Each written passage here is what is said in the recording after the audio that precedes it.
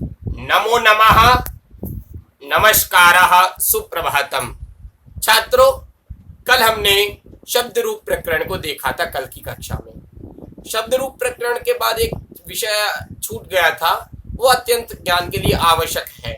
उसी के आधार पर जो सुबंत प्रत्यय हैं, जो आज का प्रकरण रहेगा, इन्हीं सुबंत प्रत्ययों के आधार पर सभी शब्द रूपों का निर्माण होता है। वैसे तो सिद्धांत कौमुदी की दृष्टि से तो ये सूत्र पुल्लिंग, अजंत पुल्लिंग इत्यादि प्रकरणों में आता है, किंतु इसका ज्ञान हमें पूर्व में ही होना चाहिए, जिससे हम शब्द रूपों का अच्छे से अवबोधन कर सके और उनको अच्छे से याद रख सके। इसके कुछ एक नियम है, यदि इसको हम अच्छे से स्थापित कर सके हमारे मस्तिष्क पटल पर, तो सहजता से हमें रूपों को समझने में दिक्कत नहीं होगी, सहजता से हमें समझने में आने लगेंगे। तो छात्रों, आज हम देखेंगे सुबंत प्रत्यय। इस प्रकरण को हमने संज्ञा प्रकरण के अंतर्गत भी पढ़ा था। सुप्तिगंतम पदम, सुबंत और तिगंत की पद संज्ञा होती है।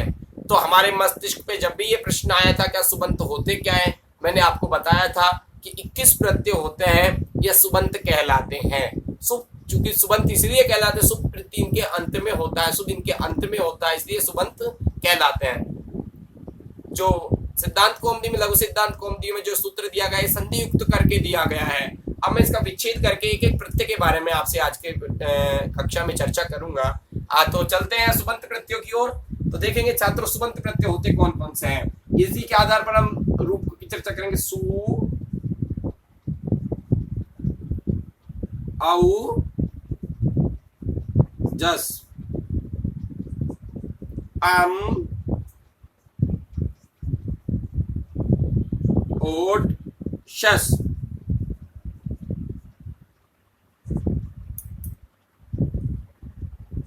टाप, भ्याम, भीस। टाप, भ्याम, भीस। गे, भ्याम,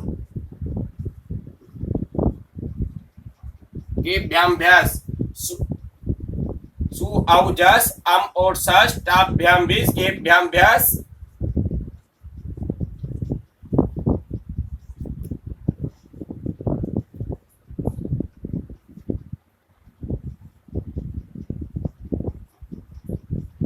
पंचमी तक आ गए। घसी, भ्याम, मैं इसको विभक्तियां भी डाल देता हूं। ये प्रथमा है, प्रथमा विभक्ति।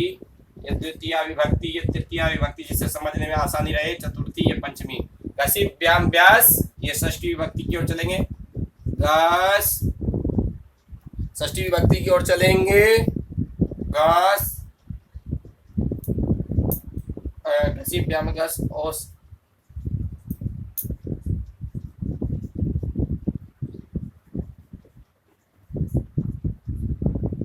घसोसाम, सप्तमी विभक्ति की ओर चलेंगे। सप्तमी विभक्ति की ओर चलेंगे। गी, औस, सुब। सुब अंत में है तो इसलिए इनको सुबंत बोल दिया गया। अब ये छात्रों, हमने ये प्रकरण देखा। अब इसमें ध्यान देने योग्य बात क्या है, देखिए इसमें किन किन शब्दों का इन 21 प्रत्ययों में से इत संज्ञा होती है। अब देखिए, जैसे सु है, यहाँ इस सु में उ की संज्ञा हो जाएगी, इस उ की, और इसका एक संज्ञा लोप हो जाता है, से बचता है। रामः जो शब्द बनता है, देखो रामः जो शब्द बनता है, राम प्रातिपदिक से इस सकार का रुत्व और विसर्ग होने के बाद ही राम शब्द की निष्पत्ति होती है। उकार की संज्ञा हो गई। ओ जो द्विवचन का रूप है, इसमें किसी का भी लोप नहीं होता है। औ का जो दिखाई देता है ना, रामऊ, जो ध्वनि आती है वो औकार की ही आती है। तीसरा जो प्रत्यय है जस, जस में से छात्रों जकार की संज्ञा हो जाती है। इस जकार की संज्ञा हो जाने के बाद यहाँ अस से इस जकार, मैंने कोष्टक में डाली है, जिसकी संज्ञा हो गई। जस की संज्ञा हो जाने के बाद अस शेष बचता है। राम है, रामऊ, रामः। रामा में जो अस ऋतु विसर्ग होता है, दीर्घ इत्यादि होते हैं, वो इस अस के माध्यम से ही होते हैं। ये जब रूप सिद्धि करेंगे तो उसमें इसको सूक्ष्म अध्ययन का विषय है, तब उसको अच्छे से पढ़ा जाएगा। तो जय की संज्ञा होती है। ध्यान देने योग्य बात है, सु में उ की संज्ञा हो गई, औ में किसी की भी नहीं हुई, जस्मिन जकार की संज्ञा हो गई। अब आता है अम जो प्रत्यय है इसमें भी किसी की संज्ञा नहीं होती है। अब देखिए, मैंने कल आपको राम शब्द के जब रूप पढ़ा रहा था, जब मैं आपको राम शब्द के रूप पढ़ा रहा था, इसके हलन दूर लग दीजिए, मैं राम शब्द के रूप आपको पढ़ा रहा था छात्रों, तो मैंने आपको एक बात बताई थी, प्रत्येक शब्द रूप में प्रथमा और द्वितीय विभक्ति का द्विवचन समान होता है। अभिप्राय ये दोनों का रूप एक समान बनता है, ये मैंने बताया था, प्राय नियम होता है। और ये इसलिए होता है कि हमें इधर तो औ है और इधर आउट है। देखिए, प्रथमा के द्विवचन में तो औ प्रत्यय है और द्वितीय के द्विवचन में आउट है, तो यहाँ छात्रों इस टकार की संज्ञा होती है, इस टकार की संज्ञा होती है, टकार की संज्ञा होती है। शस में से भी छात्रों शकार की संज्ञा हो जाती है, शकार की संज्ञा हो जाती है, शकार की संज्ञा अशेष बचता है। दोनों में बचते तो अशेष है, लेकिन इनका कुछ एक नियमों के माध्यम से रूप में जो परिवर्तन आता है वो अलग विषय, उस पर चर्चा की जाएगी। अभी शय बचता है इसमें, और इसमें टकार की संज्ञा होने के बाद औ शेष बचता है, इसलिए हमें रामऊ, राम है रामऊ, रामा रामम रामऊ, दोनों में औ की ध्वनि जो आती है ये औ से ही आती है टकार की संज्ञा लोप होने के बाद। अब छात्रों तृतीया के एक वचन में टे की संज्ञा हो गई, आशेष बचता है, सुनाई देता है। रामीन में तो टा के स्थान पर इन आदेश हो जाता है, लेकिन जैसे कई रूपों में हम देखते हैं स्त्रीलिंग इत्यादि के में हमें आती है, नद्या आती है, जिस प्रकार से आकार की जो ध्वनि आती है वो टा के ही बचे आती है। अच्छा, ध्यान देने योग्य बात क्या है, इन तीनों में भ्याम भ्याम भ्याम की जो ध्वनि आती है, रामाभ्याम रामाभ्याम रामाभ्याम रामाभ्याम लताभ्याम, जो भी ध्वनि भ्याम की आती है वो तृतीया, चतुर्थी और पंचमी के प्राय द्विवचन ही होते हैं। ये प्रत्यभ्याम उसमें जुड़ जाता है, लता में लताभ्याम, रमा में रमाभ्याम, राम में रामाभ्याम, गुरु में गुरुभ्याम, इस प्रकार से भगवत में भगवतभ्याम, इस प्रकार नदी में नदीभ्याम। जो भ्याम की जो ध्वनि आती है, देखिए भ्याम प्रत्यय जुड़ता है, जो भ्याम की जो ध्वनि, ये ध्यान देने योग्य बात है, तृतीया, चतुर्थी और पंचमी का जो द्विवचन होता है उसमें भ्याम प्रत्यय होता है, इसमें किसी का भी लोप नहीं होता, जो कहते हुए जुड़ जाता है।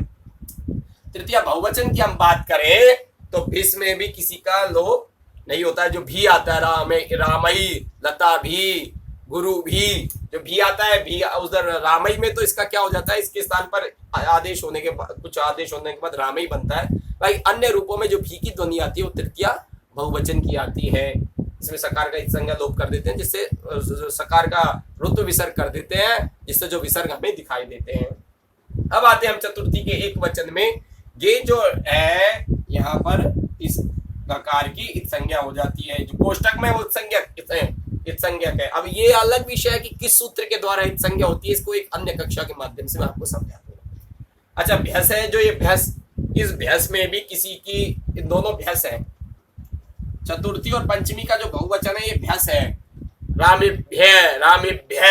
जो आता है, सकार का ऋतु विसर्ग हो जाता है, सकार का ऋतु विसर्ग हो जाता है, और जो भय की ध्वनि आती है, रामेभ्या, गुरुभ्या, जो रूपों में भय की जो ध्वनि आती है, इस सकार का तो ऋतु विसर्ग कर देंगे, इस सकार का तो ऋतु विसर्ग कर देंगे छात्रों, तो भय की जो ध्वनि आती है वो आती है चतुर्थी और भैंस प्रत्यय के द्वारा, चतुर्थी और पंचमी के बहुवचन में, इसमें भी किसी का लोप नहीं होता है। अब हम बात करेंगे पंचमी एक वचन की। घसी में देखिए दो चीजों का लोप होता है, एक तो इसका होता है इकार का और एक इकार का, इन दोनों का लोप हो जाता है, इन दोनों का लोप हो जाता है, इन दोनों का लोप हो जाता है। अब अगला जो प्रकरण, अब इसमें भ्याम में तो कुछ परिवर्तन नहीं होने का। षष्ठी का जो एक वचन है इसमें भी इस गकार का लोप होगा, इस गकार का लोप हो जाता है, षष्ठी के जो एक में भी इसका हो जाता है। अब देखिए, मैंने आपको कल भी बताया था कि षष्ठी और सप्तमी का द्विवचन भी एक ही होता है। रामयो हो ध्वनि आती है ना ओ की, वो ये दोनों ओस प्रत्यय के द्वारा ही आती है, वो ओस प्रत्यय है। इस सकार का तो क्या कर देंगे, इस सकार का ऋतु विसर्ग कर देंगे, और जो रामयो, लतयो, गुरुवो, जो ये ध्वनि आती है ओकार की, ये षष्ठी और सप्तमी के द्विवचन में ओस प्रत्यय के द्वारा आती है। और एक बात, अब देखिए आम जो ये प्रत्यय है षष्ठी के बहुवचन का, अब ये भी प्राय प्राय अधिकांशतः शब्द रूपों में जो आम की रामाणाम, लता, गुरु राम, गुरु, ये सब जो आम की ध्वनि आती है ये आम प्रत्यय के द्वारा आती है, जो षष्ठी के बहुवचन में होता है।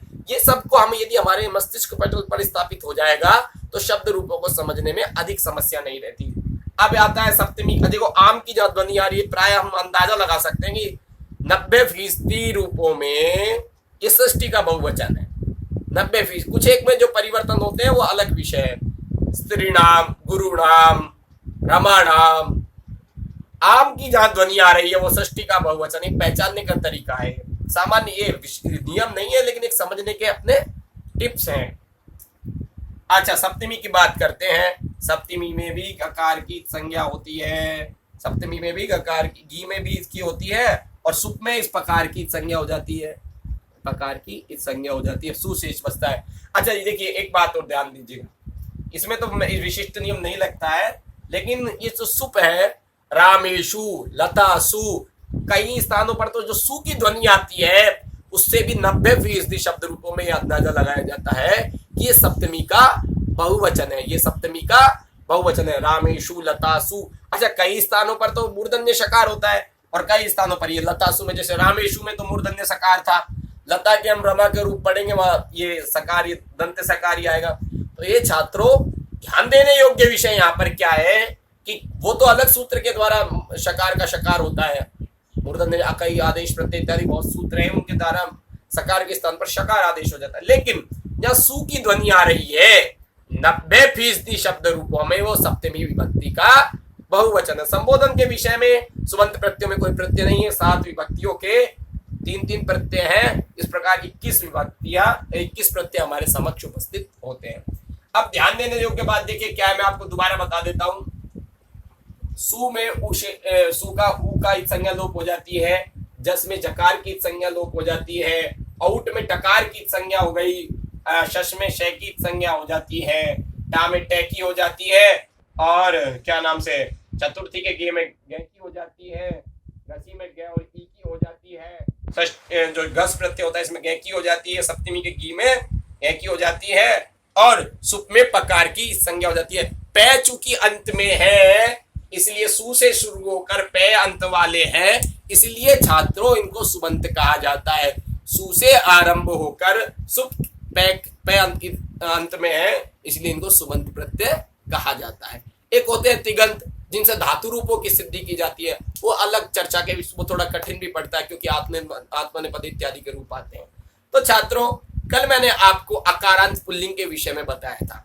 कई छात्र कह रहे थे कि गुरुजी हमारे तो राम शब्द के रूप पाठ्यक्रम में है ही नहीं। तो छात्रों मैं आपको बता देना चाहता हूं कि अकारांत जितने भी शब्द रूप हैं वो रामवत ही चलेंगे। हमारे पाठ्यभूषण के पाठ्यक्रम में बालक के रूप आते हैं तो बालक के भी रूप उसी तरह चलेंगे, नृप के रूप भी उसी तरह चलेंगे, अश्व के रूप भी उसी तरह चलेंगे। अच्छा जिन छात्रों का नाम अकारांत है अंत में, जैसे गोपाल, रमेश, सुरेश, संजय, अंकित, ये जो जितने भी अकारांत शब्द हैं इनके रूप भी रामवती चलेंगे। अपने अपने नामों के रूप चला करके देखिएगा। जिन शब्द छात्रों के नाम प्राय सबके ही अकारांत हैं, छात्रों के नाम तो सब अपने अपने छात्र अपने शब्द रूप को लिख के देखिए किस तरह से चलेंगे, रामवत चलेंगे, कोई परिवर्तन नहीं करना है। जैसे उदाहरण के लिए लिखे संजय संजयो संजय, अंकित अंकितौ अंकितः, इसी तरह चलेंगे क्योंकि ए अंत में है। गोपाल गोपालौ गोपालः, विशाल विशालौ विशालः,